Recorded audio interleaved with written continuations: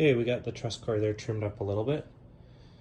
Because that was a piece of old trim that they just kind of covered over, so we put patched where the plaster and stuff was rotten with some plywood to bring it back out to where it needed to be.